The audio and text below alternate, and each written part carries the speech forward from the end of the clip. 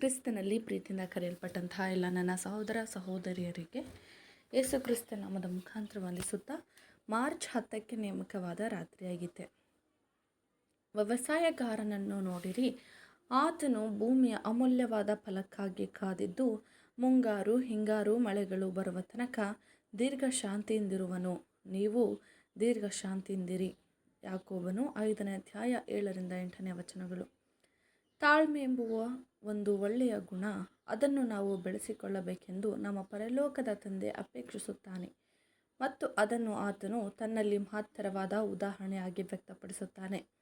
ಕಳೆದ ಎಲ್ಲ ಶತಮಾನಗಳಿಂದ ಪರಲೋಕದ ತಂದೆಯು ಜನರ ನಿಂದೆಯನ್ನು ತಾಳ್ಮೆಯಿಂದ ಸಹಿಸಿಕೊಂಡಿದ್ದಾನೆ.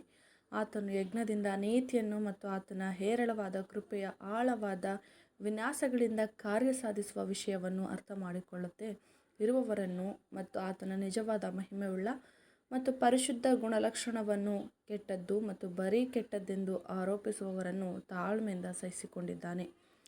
ತಕ್ಕ ಕಾಲದಲ್ಲಿ ಆತನು ತನ್ನ ಒಳ್ಳೆಯ ಗುಣಲಕ್ಷಣವನ್ನು ಸಂಪೂರ್ಣವಾಗಿ ಸಮರ್ಥಿಸುತ್ತಾನೆಂದು ವ್ಯಕ್ತಪಡಿಸುತ್ತಾನೆಂದು ಆತನಿಗೆ ಗೊತ್ತಿದೆ. ಆದ್ದರಿಂದ ಆತನು ತಾಳ್ಮೆಯಿಂದ ಕಾಯುತ್ತಾನೆ, ಕೆಲಸ ಮಾಡುತ್ತಾನೆ ಮತ್ತು ಸಹಿಸುತ್ತಾನೆ.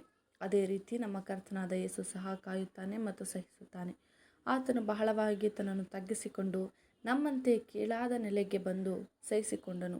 ನಂತರ ಆತನು ಒಬ್ಬ ಮನುಷ್ಯನಾಗಿ ಬಂದು ಸ್ವತಃ ತನಗೆ ವಿರೋಧವಾಗಿ ಉಂಟಾದ ಪಾಪಿಗಳ ವಿರೋಧತ್ವವನ್ನು ಸಹಿಸಿಕೊಂಡನು ಮತ್ತು ತಾನು ರಕ್ಷಿಸಬೇಕೆಂದು ಬಂದ ನಂತರ ಆ ಜನರಿಂದಲೇ ಬಂದ ಉಪದ್ರವವನ್ನು ಮರಣದವರೆಗೂ ಸಹಿಸಿಕೊಂಡನು.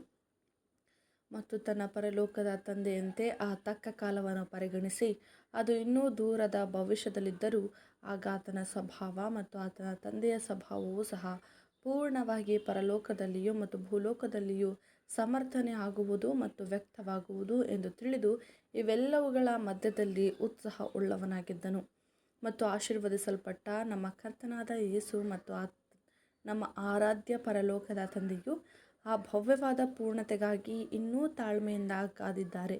ಆದ್ದರಿಂದ ಅದೇ ಮನಸ್ಥಿತಿಯಿಂದ ನಾವು ಸಹ ಕಾಯಬೇಕು, ಏಕೆಂದರೆ ದಣಿಗಿಂತ ಕರ್ತನಿಗಿಂತ ಆಳು ನಾವು ದೊಡ್ಡವನಲ್ಲ.